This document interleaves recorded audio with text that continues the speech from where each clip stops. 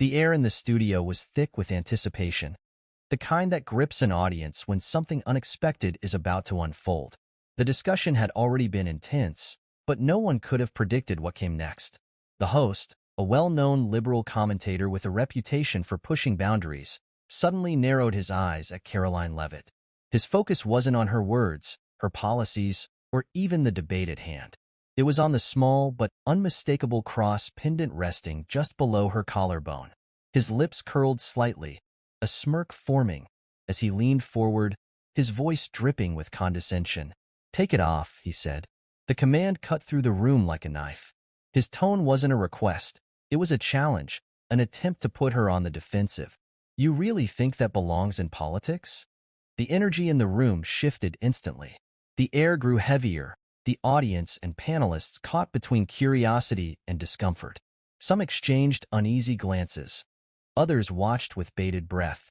A few smiled, eager to see how she would react. Karoline, however, didn't flinch. She remained perfectly still, her expression unreadable, her fingers gently resting on the necklace, as if drawing strength from it. A silence stretched between them, but it wasn't an awkward pause. It was a moment of quiet defiance. For a moment, the tension in the room felt like a test, a battle of wills between two very different people. Karoline met the host's gaze, her expression calm but unwavering. She wasn't new to this. From the moment she stepped into the political arena, she had faced criticism, mockery, and attempts to silence her voice. But she had never backed down. Karoline Leavitt wasn't just another young politician trying to make a name for herself. She was a fighter, bold, articulate, and unshaken by controversy. She had built her career on standing firm for what she believed in: faith, free speech, and personal freedom. In every debate, in every interview, she had held her ground, refusing to bend under pressure. This wasn't the first time she had clashed with this particular host. Their past exchanges had been fiery, filled with sharp words and ideological battles. But this time, it wasn't about policy or politics. This time, it was personal. The necklace he was so fixated on wasn't just a piece of jewelry. It wasn't an accessory she wore for fashion or sentimentality. It was a statement, one that spoke louder than words. It represented her faith, her convictions, and the values that had shaped her life. To her, it was a symbol of strength, a reminder of who she was and what she stood for. And now, in front of cameras, an audience, and a man determined to humiliate her, she had a choice to make. The silence in the room was thick, stretching just long enough for the weight of the moment to settle in. But the host wasn't done. His smirk faded, replaced by something sharper, more insistent. He leaned in slightly, his voice cutting through the quiet like a blade. "Take it off," he said again, this time with more force, more demand. It wasn't just a challenge anymore. It was an order. A ripple of unease passed through the audience. Some shifted in their seats, others glanced at each other, unsure of what to make of this sudden hostility. Even those who usually agreed with the host seemed caught off guard. This wasn't a debate about policies or leadership anymore. This was something else, something uglier. But Karoline still didn't move. She didn't shrink back or rush to defend herself. Instead, she simply raised an eyebrow, a quiet amusement flickering in her eyes. And then, just as the tension reached its peak, she did something no one expected. She smiled. It wasn't forced, it wasn't sarcastic. It was calm, controlled, almost disarming. In that moment, it became clear. She wasn't rattled. She wasn't intimidated. If anything, she was ready. The host's words hung in the air, daring her to respond, but Karoline didn't rush. She let the silence work in her favor, her expression steady, her confidence unshaken. And then, in a voice neither raised nor defensive, she spoke. "You want me to take it off?" she asked, tilting her head slightly, her fingers brushing over the small pendant. "My faith? My values? My strength?" Her tone was calm, deliberate. She wasn't asking for permission. She was making a point. A shift rippled through the room. The challenge was no longer hers to answer.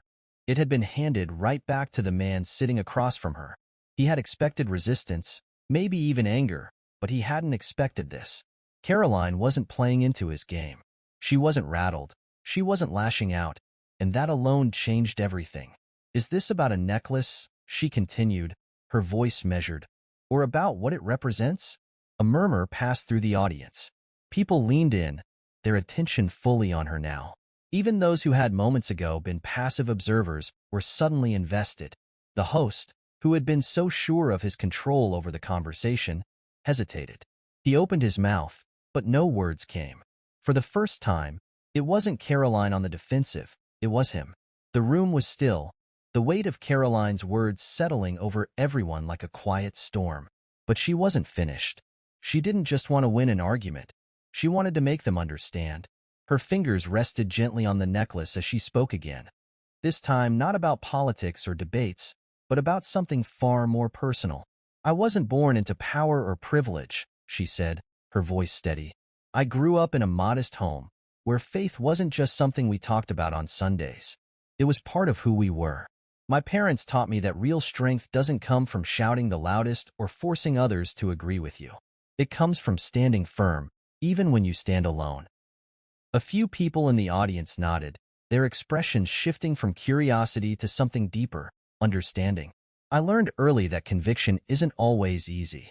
That sometimes, holding on to your values means facing ridicule, being the only voice in the room that doesn't waver. But my faith has never been about proving something to others. It's about reminding myself of who I am, even when the world tries to tell me otherwise. Her voice didn't rise, but it didn't have to. There was power in its calmness, in the certainty behind every word. She wasn't just defending herself. She was standing for everyone who had ever been told to silence their beliefs. And suddenly, this wasn't just her story. It was theirs too. Karoline let her last words settle, the weight of them pressing into the silence. Then, with quiet certainty, she lifted the small pendant between her fingers, turning it slightly so the light caught it. Her expression remained composed, but there was something unshakable in her gaze as she spoke again. Faith isn't about forcing beliefs, she said, her voice steady. It's about living by them. The host shifted in his seat, but Karoline didn't look away. She wasn't attacking him, wasn't raising her voice or throwing accusations. She was simply asking a question, one he wasn't prepared for. I respect your right to disagree, she continued, her tone unwavering. But why does my faith make you uncomfortable? The room, already tense, seemed to grow even quieter. It was a question no one had expected, least of all the man sitting across from her. He opened his mouth as if to reply, but no words came. He blinked, glancing briefly at the cameras, at the audience, at anywhere but her. For the first time, the confidence he had carried so easily wavered. The roles had shifted. He wasn't the one in control anymore. He had come prepared to expose her, but instead, it was his own bias now laid bare for everyone to see. The silence stretched, thick with unspoken realizations. The host, so quick to challenge her, now found himself without a response. Karoline didn't press him. She didn't need to. The truth had already spoken for itself. She took a slow breath, then looked out at the faces watching her, some expectant, some thoughtful, all fully engaged. And with the same calm conviction she had carried from the start, she gave them her final words. Unity isn't about making everyone the same, she said, her voice filled with quiet strength. It's about respecting differences. She let that sink in before continuing, her tone unwavering. I won't hide who I am, and I wouldn't ask you to either. The weight of those words settled over the room like a final, undeniable truth. And then, slowly at first, the applause began. It started with a few, then grew, rolling through the audience until it filled every corner of the space. It wasn't just polite acknowledgement, it was respect. It was recognition. The host sat still, his usual confidence visibly shaken. He had come expecting to corner her, to force a reaction.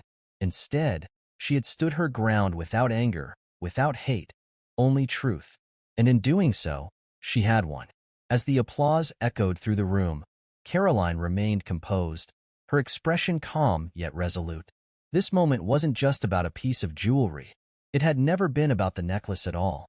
It was about something much deeper, about standing firm when challenged, about refusing to shrink in the face of pressure.